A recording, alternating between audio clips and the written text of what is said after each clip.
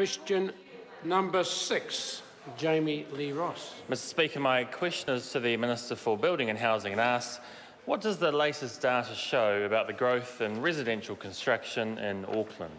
Mr Speaker, Dr. Nick Smith. the latest building consent data for the year to March shows the 4th consecutive year of growth of over 20%. This is the longest and strongest period of growth on record. New construction of homes in Auckland bottomed out at 3,500 per year, but is now over 9,500 a year. We've gone from an annual investment of $1.5 billion to now $4.1 billion annual investment in residential construction, which in both real and actual terms is the highest ever on record. Supplementary. Supplementary question, Jami-Lee Ross. What does the labour force survey data out yesterday tell us about the growth in people working in the building industry in Auckland?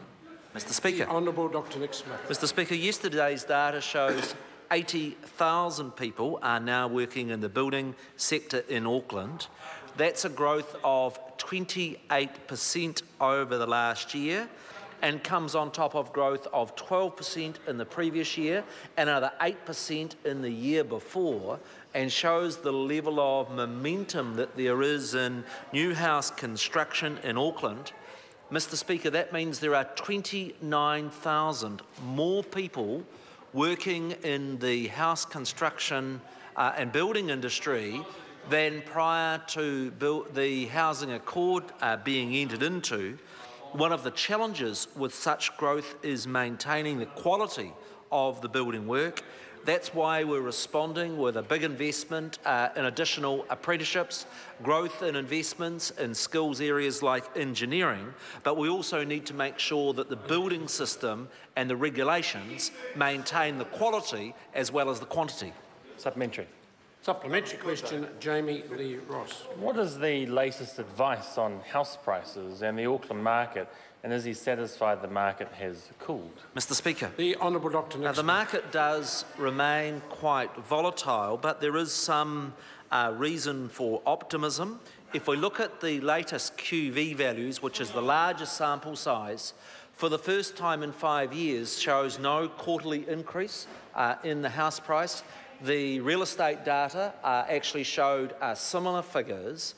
I do express some caution about using just a single real estate agent's fee numbers or just a single month's figures, albeit we will need to get a sustained period of lower house price inflation for the government not to maintain its rolling maul of measures to grow housing supply.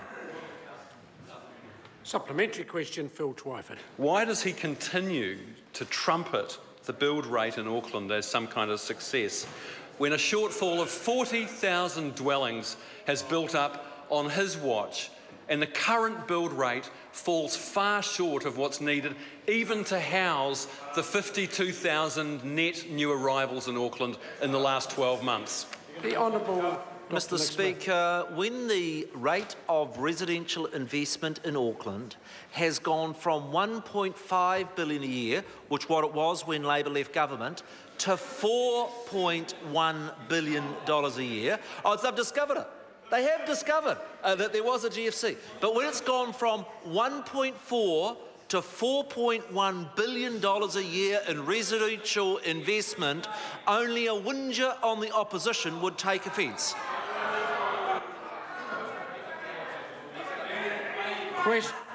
Question number 7.